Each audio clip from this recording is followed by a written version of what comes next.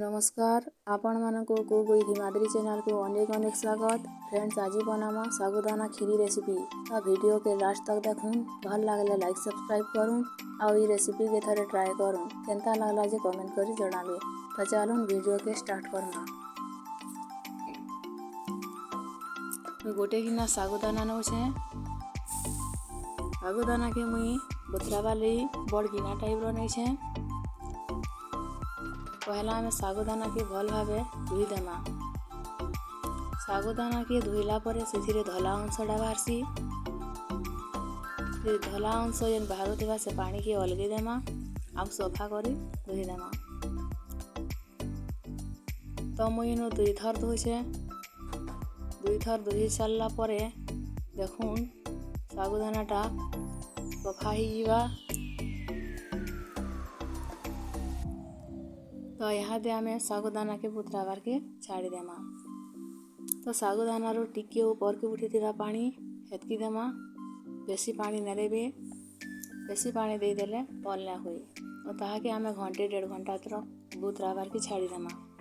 तो मुई नो 1.5 घंटा बुतरेछे। तो देखुन 1.5 घंटा परे केनता हेइछे जे साबुदाना प्रभु पानी के शोषी नैछे आओ पूरा खिला खिला बनिछे।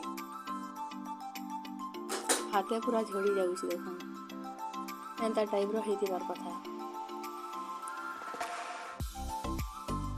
तो यहाँ दे आमे गैस के जलामा।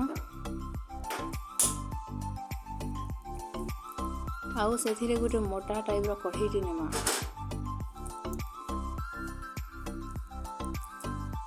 कढ़ईटा याडा गरम होछि देखुन। कढ़ई भल भावे गरम ही सारला परे आमे सेथिरे गुआ घिओ देमा।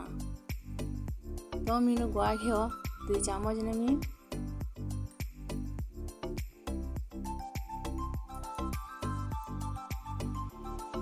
गुआ घिओटा गरम ही सारला परे आमे सेथिरे ड्राई फ्रूट्स के पकई करी भाजी देमा। तो मुई ड्राई फ्रूट्स के आगरू काटी करी रखी छोट छोट करी। तो ड्राई फ्रूट्स रे अछि पिस्ता बादाम, काजू, किशमिश आउ तेजपत्ता दुईटा। ताहाके भल भावे भाजी देमा। देखुन 5 मिनिट परे तार कलरटा केनता चेंज ही गलानो और भल से भाजी ही गलानो।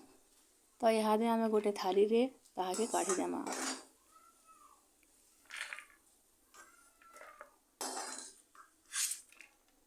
काढ़ी देला परे ए कढ़ई रे देखुन गाय घी अछि ताली। तो सही गाय घी रे आमे चीनी के पकामा। तो मुई नो 2 चामच चीनी नौछे। चीनी के भल भावे मेल्ट हेबा लगी छाड़ी देमा। चीनी और गाय घी रो जेन मिश्रणटा हेबा ता खीरी रो रंग के बदले देबा आउ तार टेस्टटा भल हेबा। तो देखुन चीनीटा पूरा मिसी गलानो गाय घी संगे।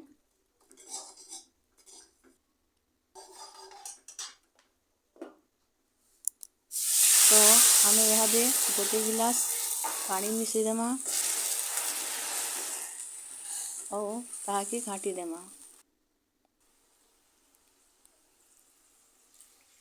तार परे आमे गुरस के पकामा। तो मुई नो गाय गुरस नैछे। 1 लिटर गाय गुरस नैछे। गोटे गिना साबुदाना रे 1 लिटर गाय गुरस ही पकाबी और ताहाके भल भावे घाटी देमा और फुटबार के छाड़ी देमा। तो देखुन 15 मिनिट परे फुटी आसलानो गुरसटा। फुटला परे ही आमे साबुदाना के पकामा और ताहाके भल भावे घाटी देमा।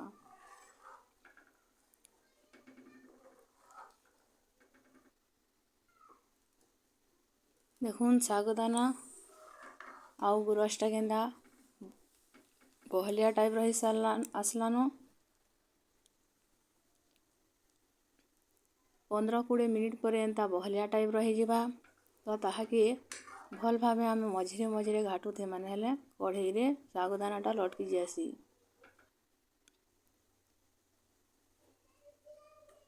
तो सिझी आसला परे आमे मुई पाउडर करी रखीथिली लवंग और इलाची के तो तार गुंड के दे देछे और भाजी करी जे रखीथिली ड्राई फ्रूट्स के ताहाके भी पकई देमा।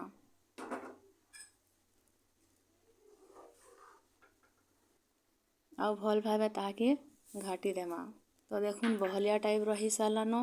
ଆଉ ସିଝି ସାରିଲା ପରେ ହିଁ ଚିନି ସବୁବେଲେ ପକାମା। ଚିନିଟା ମୁଇଁ ଯେନ୍ ଗିନାରେ ଶାଗୁଦାନା ନେଇଥିଲି ସେନ୍ ଗିନାରେ ହିଁ ଚିନି ନେଇଛେଁ। ତ ଦେଖୁନ୍ ଆମର୍ ରେସିପିଟା ପୁରା ପରଫେକ୍ଟ ବନିଗଲାନ। ଗାଁରେ ଟାଣିଦେବେ ଚଟୁରେ ଯଦି ଏନ୍ତା ଟାଇପ୍ର ହେଲା ଜାଣିବେ ଯେ ଆମର୍ ଶାଗୁଦାନା କ୍ଷୀରି ରେସିପିଟା ବନିଗଲାନ।